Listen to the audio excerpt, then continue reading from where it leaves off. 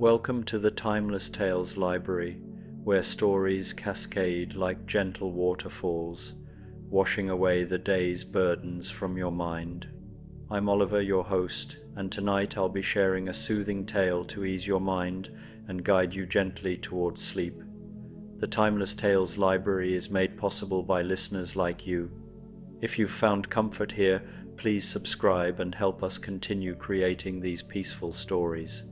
As you settle in, comment below and let me know where you are in the world tonight, and share a place you dream of a story taking you to perhaps the lavender fields of Tasmania, a monastery perched in the Himalayas, the midnight sun over Lapland, or a houseboat drifting through Kerala's backwaters. Your ideas keep our little library glowing bright. This story is about a gentle evening at the rainy day Tokyo Hotel, where grown characters from beloved tales seek shelter from a storm and find themselves drawn into a delicate mystery involving a missing memento.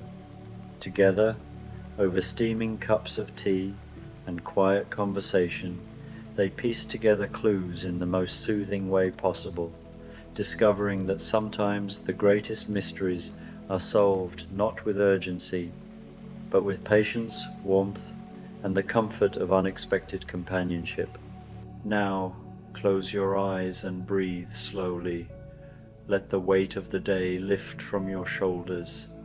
Tonight, you are wandering into the celestial wing of the Timeless Tales Library. Here, shelves stretch skyward, filled with books that shimmer like starlight. Every volume holds a story written among constellations, planets, and distant galaxies. The air is quiet but alive with the hum of distant stars, guiding your mind into wonder. Feel your body sink into the safety of your bed, your private nook in this cosmic hall. Release your toes, your fingers, your shoulders. Let the gentle calm of the universe settle into you as your imagination drifts among the starlit pages. Turn the first page and float among the constellations. Let the stories guide you through a night of gentle exploration and quiet amazement. The hidden Tokyo hotel that only appears on rainy nights. You won't believe what happens inside. The rain comes to Tokyo gently at first, as it so often does in early autumn, a whisper against the windows, a soft drumming on the ancient temple roofs scattered between the modern buildings. By evening, it has settled into a steady, comforting rhythm, the kind of rain that makes the whole city feel wrapped in a blanket of sound. The streets glisten with reflected neon and golden lamplight, puddles becoming mirrors for the illuminated signs that float like lanterns in the gathering darkness.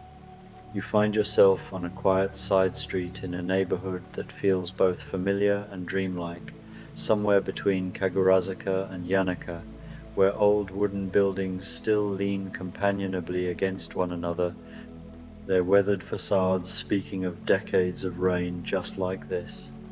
Your umbrella does little against the persistent drizzle, and you're searching, almost without realizing it, for somewhere warm, somewhere safe, somewhere that feels like rest itself.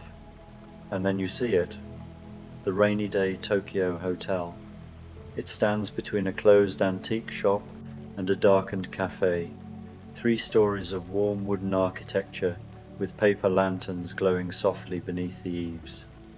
Light spills from its windows in shades of amber and gold, and you can see, even from the street, the gentle flicker of what must be a fireplace inside. The sign above the door is painted in both elegant kanji and flowing English script, the letters seeming to shimmer slightly in the rain. Steam rises from somewhere, perhaps a kitchen, perhaps just the warmth of the building meeting the cool evening air, and the whole place seems to exhale welcome. You step inside, and the world transforms. The lobby of the rainy day Tokyo Hotel is not large, but it contains multitudes of comfort. The floors are polished dark wood, gleaming softly in the light of paper-shaded lamps placed at thoughtful intervals. To your left, A fire crackles in a stone hearth, its warmth reaching out like an embrace.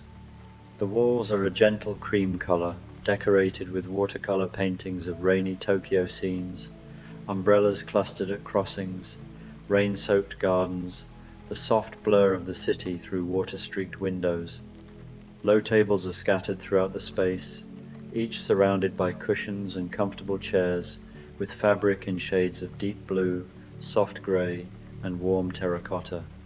In one corner, built-in shelves hold hundreds of books, their spines creating a patchwork of colours and languages. Near the fire, a low cabinet displays an array of teapots, ceramic, cast iron, delicate porcelain, and you can smell green tea, jasmine, and something sweet like honey cake. Behind a graceful wooden counter stands the proprietor, a figure of indeterminate age with kind eyes and an expression of perpetual welcome. They look up as you enter, water dripping from your coat, and smile. "Good evening," they say, their voice like warm water over smooth stones. "You've found us on a perfect night. Please come in from the rain. Let me take your umbrella and coat. There's tea by the fire, and you're just in time." Just in time for what, you're not entirely sure, but it doesn't matter. You surrender your wet things, accept a pair of soft slippers, and make your way toward the fireplace. The heat of it reaches you before you arrive, and you sink into one of the cushioned chairs with a sigh that seems to come from somewhere very deep. On the table beside you, someone has already placed a cup, simple, beautiful, filled with pale green tea that steams gently in the firelight. You're just taking your first sip, feeling the warmth travel all the way down when the door opens again. A woman enters, shaking rain from her dark hair, and even before she speaks, there's something unmistakably practical about her, the way she efficiently closes her umbrella, the sensible boots she wears, the small travelling bag slung over her shoulder, but her eyes are remarkable, grey-blue and containing distances, as if she's looking at horizons no one else can see. "Oh my," she says, taking in the lobby with visible delight. "This is exactly what I needed." The proprietor greets her with the same gentle welcome, and as she removes her rain-dampened jacket, she catches your eye and smiles. "Dorothy," she introduces herself, coming toward the fire with her own cup of tea. "Dorothy Gale. I've been traveling, seems like I'm always traveling really, and this rain caught me completely off guard. I'm used to Kansas storms, all thunder and drama, but this Tokyo rain is something else entirely. Sneaky, beautiful." She settles into a chair near yours, close enough for easy conversation, but with that respectful distance that strangers maintain. You can see she's in her late 20s now, perhaps 30, with the weathered hands of someone who's done real work, but the bright curiosity in her eyes of someone who's never stopped wondering. "I used to think," she says, warming her hands on her teacup, "that after you've been swept away by a tornado and seen an emerald city and met wizards and witches, regular rain would feel boring. But it doesn't. Every rain is different. Every shelter is a gift." She pauses, looking into the fire. "I suppose I'm still learning to appreciate being still, you know? To just be somewhere without needing to get home or get anywhere at all." The fire crackles softly. Rain whispers against the windows. You sip your tea and feel yourself sinking deeper into the comfortable chair, muscles you didn't know were tense beginning to unwind. Dorothy's presence is easy, undemanding. She seems content to sit in companionable silence, occasionally glancing around the lobby as if memorizing every detail. The proprietor appears with a plate of dorayaki, those soft, sweet pancake sandwiches filled with red bean paste, and sets them on the table between you. "Please," they say, "these are fresh, and there's more tea whenever you'd like." Dorothy takes one with visible appreciation. "Thank you. This really is a special place, isn't it? I've stayed in a lot of hotels, a lot of inns and boarding houses all over, but this feels different.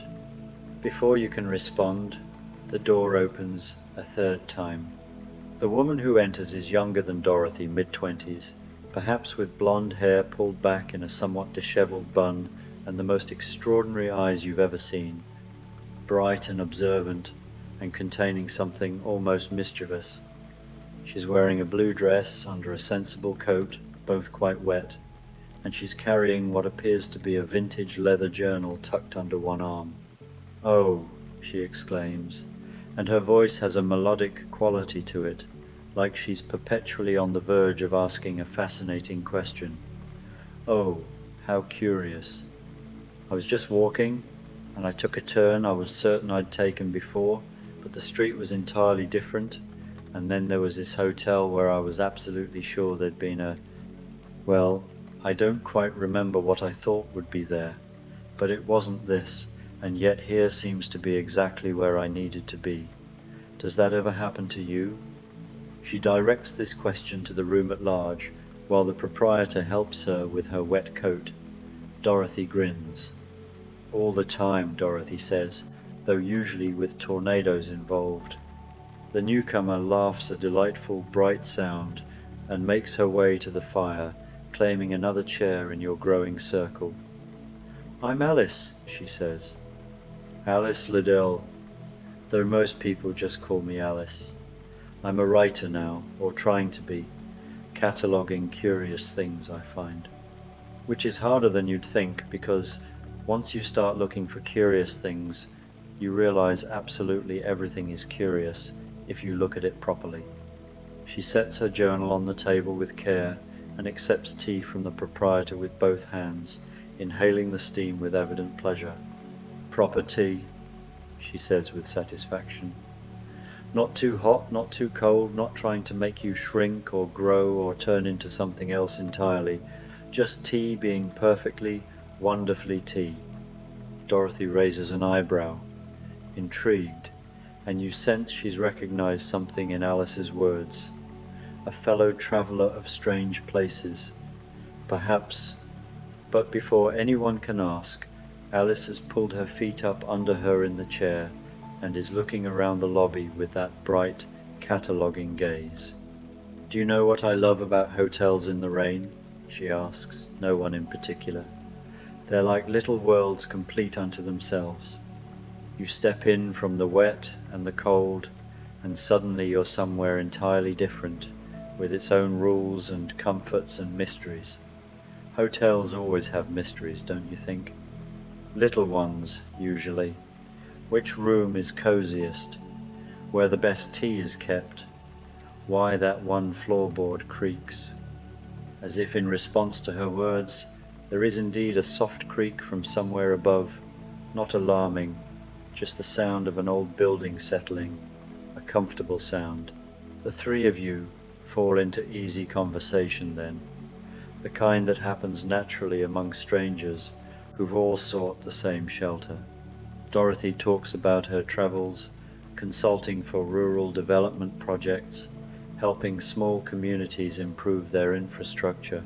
"Turns out," she says wryly, "that once you've successfully navigated the politics of Oz, dealing with town councils is relatively straightforward." Alice describes her work documenting urban curiosities, the strange and wonderful things hidden in plain sight in cities around the world. "Like this place," she says, gesturing around the lobby. "I've walked this neighborhood a dozen times, and I've never seen this hotel, and yet here it is, as solid and real as anything." The rain continues its steady percussion against the roof and windows. The fire burns low and warm. You find yourself sharing too, pieces of your own day, your own journey that led you to this door. The conversation flows like the tea, easy and warming, with comfortable silences in between. It's during one of these peaceful silences that the door opens once more. The woman who enters is perhaps in her early 30s, with dark hair touched with early grey at the temples and an air of gentle authority about her. She's dressed practically but elegantly and carries herself with the posture of someone who spent years being responsible for others. There's a tiredness in her eyes, but also kindness, deep, well-practiced kindness. "Oh, thank goodness," she says softly, and there's profound relief in her voice. "I was beginning to think I'd never find somewhere to rest." The proprietor takes her things with their characteristic care, and she makes her way to the fire almost gratefully. Alice immediately shifts to make room, and Dorothy pours tea from the pot on the table. "I'm Wendy," the newcomer says, accepting the cup with a grateful smile. "Wendy, darling. I teach primary school in London, and I'm here for a conference on childhood literacy, but honestly..." She pauses, looking into her tea. "Honestly, I think I just needed to be somewhere far from home. Somewhere I could be just Wendy for a bit, not Miss Darling the teacher, or Wendy the daughter, or Wendy who's supposed to have everything figured out." Dorothy nods, understanding. "I know that feeling. The thing is," Wendy continues, settling deeper into her chair, "I love my life, I love my students, love the work I do, but sometimes I miss..." "Oh, this will sound silly." "No, it won't," Alice says with certainty. Wendy smiles. "I miss the feeling of possibility. When I was young, I used to believe in the most wonderful things. Flying, and adventures, and magic being right there if you just looked at things the right way. And growing up doesn't mean I don't believe anymore, not exactly, but it gets buried under lesson plans and marking papers and remembering to pay the electricity bill. And then you find a hotel in the rain, you find yourself saying, and it feels like maybe magic is still right there after all." Wendy's smile brightens, and you realize you've said exactly what she needed to hear. The four of you sit together then, a constellation of travelers around the warm fire. The proprietor brings more tea and fresh dorayaki, and small dishes of mochi dusted with sweet powder. Outside, the rain intensifies slightly, drumming more insistently against the windows, but inside you're warm and dry and perfectly comfortable. It's Alice who first notices something unusual. "That's odd," she says, sitting up slightly and pointing to the mantelpiece above the fire. "I could have sworn there was something there earlier. A small box, maybe? Or was it a clock?" You all look. The mantelpiece is beautiful, made of dark wood and carved with delicate rain patterns. On it sit several items: a vase with a single branch of autumn leaves, a small brass bell, a stack of old books, and a framed photograph of the hotel in what looks like summer, with wisteria blooming around the entrance. "There was something else," Dorothy says slowly, her practical mind engaging. "I noticed it when I came in. In the center, between the vase and the books, it caught the firelight. I thought it was... actually, I'm not sure what I thought it was, but it was definitely there." Wendy leans forward. "A music box," she says with sudden certainty. "It was a music box, small, wooden, with a painted scene on the lid. I noticed it specifically because it reminded me of one my mother used to have." Alice is already on her feet, examining the mantelpiece more closely. "How curious," she murmurs. "Something was definitely here. You can see where the dust is disturbed. A rectangular space. About..." She measures with her hands. "About this size." The proprietor appears, drawn by your interest. "Ah," they say, and there's something in their voice, not quite worry, but a gentle concern. "The music box, yes, it seems to have wandered." "Wandered?" Dorothy asks, her eyebrow raised. The proprietor smiles, a bit ruefully. "Objects sometimes do that here, particularly on rainy nights. The hotel has its whims. But This is special. That music box has been with the hotel for a very long time. It plays a melody that's, well, it's important to the hotel somehow. I'd very much like it returned to its proper place before morning." "A mystery," Alice says, delighted rather than concerned. "A proper, gentle, rainy night mystery. How perfectly lovely." Wendy stands too, her teacher's organizational instincts activating. "When did you last see it?" The proprietor considers. "This afternoon. I was dusting, and it was there. I opened it to hear the melody. I do that sometimes, just to make sure it's still working. Then I went to prepare the tea and the dorayaki, and when I came back out, they gesture at the empty space on the mantel. So it disappeared between, what, 4 o'clock and now?" Dorothy asks. "And no one else has been in the hotel?" "Just us," the proprietor confirms. "The 4 of you are my only guests tonight." "Then it must still be here," you observe, "somewhere in the hotel." Alice clasps her hands together. "A treasure hunt? Oh, but a gentle, cozy one. With tea breaks, shall we?" And so, on this rainy Tokyo evening, the 4 of you embark on the most peaceful mystery investigation imaginable. The proprietor brings fresh lanterns, and you each take one, the warm light casting gentle shadows as you begin to explore the rainy day Tokyo hotel. The first floor is where you already are, the lobby with its fire, the tables and chairs, the shelves of books. Alice suggests you search it methodically, and so you do, moving slowly, checking behind cushions and under tables, examining the bookshelves and the area around the hearth.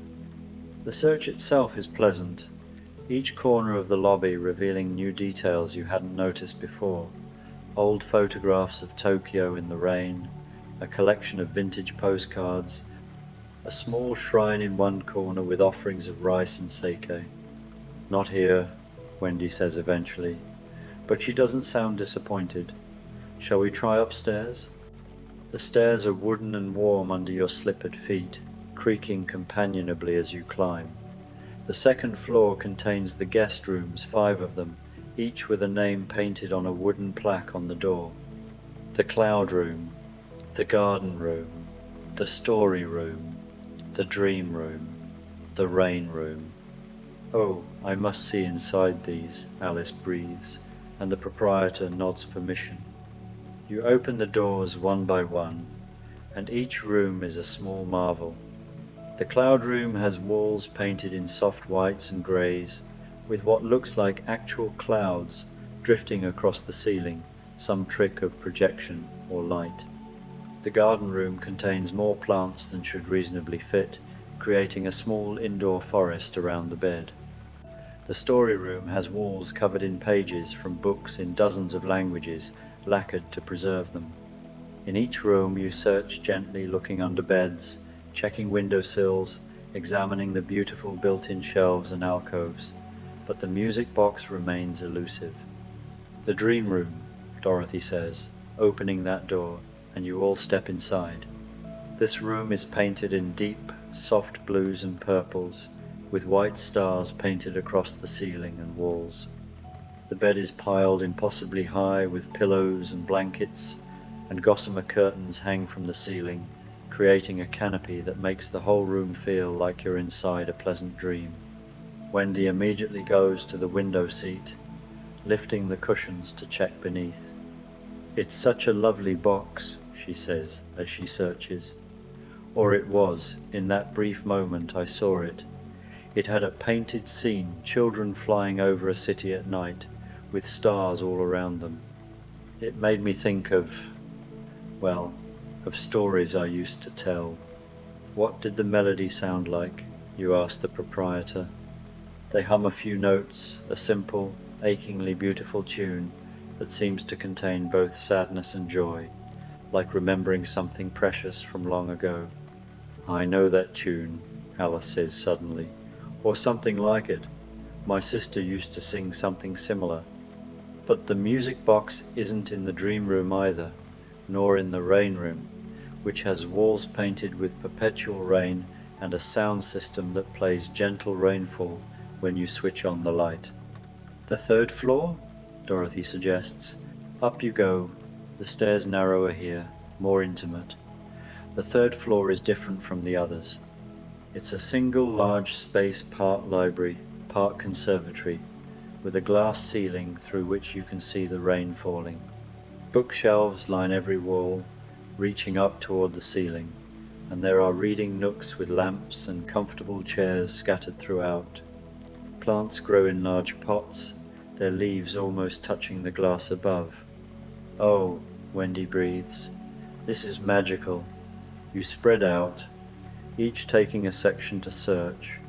The space is filled with places a small music box might hide behind books, on high shelves, tucked into the reading nooks. Alice finds a cat, a beautiful grey tabby, who regards her with patient golden eyes from atop one of the shelves, but no music box. You're searching through a particularly cozy corner, one with a chair positioned perfectly to watch the rain on the glass ceiling, when you notice something. A book on the small table beside the chair isn't quite flush with the others. It's been moved recently, you can tell by the way it sits. Here, you crawl softly, and the others gather. Dorothy picks up the book carefully. It's old, bound in green cloth with gold lettering, poems of rain and remembrance. She opens it, and there, nestled in a hollow cut into the pages someone has carefully created a hiding space, is the music box. It's even more beautiful up close than you'd imagined from the glimpses of it on the mantelpiece. Made of dark wood, polished smooth, with a painted scene on the lid exactly as Wendy described. Children flying over a nighttime city, stars wheeling overhead, everything touched with silver and gold paint that catches your lantern light. But why? Alice wonders, not accusingly, just genuinely curious. Why would someone hide it here? The proprietor takes the box with gentle hands, cradling it like something precious. May I show you something? They ask. You all nod, and the proprietor opens the lid of the music box. The mechanism inside is delicate, visible tiny pins on a cylinder, a small brass comb. As it plays, the melody fills the third floor library, that same beautiful tune, and something extraordinary happens.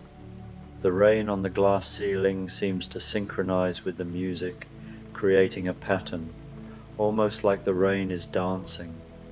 The plants seem to lean in, listening, and you feel, all of you, a deep sense of peace, of being exactly where you're meant to be. This hotel, the proprietor says softly as the music plays, was built by someone who loved rain, who understood that sometimes people need shelter, not just from the weather, but from the harshness of the world. The music box was hers, a gift from someone she loved. The melody it plays, it's the heart of the hotel in a way. It reminds the building what it's for: comfort, rest, safety.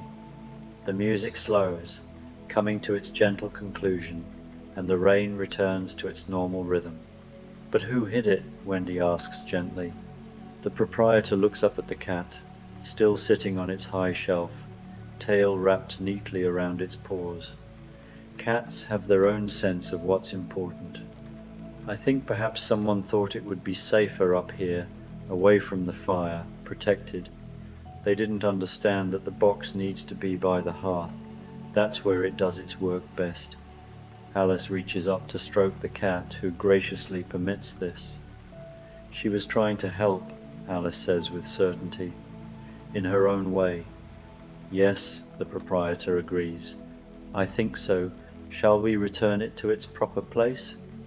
You process back down the stairs, a small, slow parade, the music box carried carefully in the proprietor's hands. The cat follows, padding silently behind you. Back in the lobby, the fire has burned down to beautiful coals, still radiating warmth. The proprietor places the music box in its spot on the mantel, exactly centered between the vase and the books, and opens it once more. Again, that melody. The fire seems to burn a little brighter. The whole lobby seems to exhale, settling more deeply into its essential coziness. Mystery solved, Dorothy says with satisfaction, settling back into her chair by the fire. The gentlest mystery, Alice adds, retrieving her journal and making notes. The case of the wandering music box. Solved by... She looks up at all of you, by travellers seeking shelter and finding friendship instead. Wendy has pulled out her phone and is showing the proprietor something. My students, she explains, year 3. If you could see their faces when I tell them stories. She smiles. I think I needed tonight. Needed to remember that there are still places where gentle magic exists. The proprietor brings one final pot of tea, this one a different blend, something with chamomile and lavender, herbs meant for sleep and dreams. They also bring a plate of yokan, those delicate jellied sweets, cut into small pieces. You sit together, the 4 of you who were strangers just hours ago, and share tea and comfortable conversation. Dorothy talks about the project she's working on, wells being dug in villages that need water, schools being built. Alice describes the book she's writing, a catalogue of urban wonder. Wendy tells a story about one of her students, a quiet boy who finally found his voice through reading. The rain continues, but you barely notice it now, except as a comfortable backdrop, a reminder of why being inside, being warm, being together is so precious. The cat has claimed a spot near the fire, curled into a perfect circle, purring softly. The music box sits on the mantel, closed now, but somehow you can still feel its melody in the air, woven into the very atmosphere of the hotel. I am in the cloud room, Dorothy says, eventually, when the conversation has drifted into sleepy silence. Though I might not make it there. This chair is almost too comfortable to leave. Garden room for me, Alice says. I want to fall asleep surrounded by all those plants. The story room, Wendy murmurs. With all those pages of books. Perfect. The proprietor smiles at each of them, then looks at you. And you're in the dream room, they say. I think you'll find it's exactly right for tonight. One by one, you rise from your chairs, moving slowly, reluctantly leaving the fire, but also eager for the comfort of bed, for soft pillows and warm blankets, and the sound of rain on the roof as you drift towards sleep. Dorothy pauses at the stairs, looking back at the lobby. Thank you, she says to the proprietor, for this, for all of this. Thank you, the proprietor replies, for finding the music box, for bringing your light to this rainy evening. Alice stops to pet the cat one more time.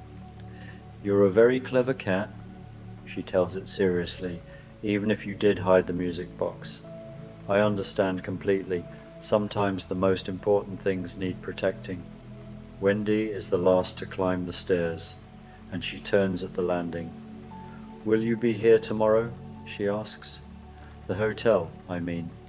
Will I be able to find it again? The proprietor's smile is gentle and knowing. The rainy day Tokyo hotel is always here when you need it most, they say. Whether you can find it. Well, that depends on the rain, and on you, and on a dozen other things I couldn't possibly explain. But you've been here once. That matters. You make your way to the dream room, to that space of deep blues and purples and painted stars.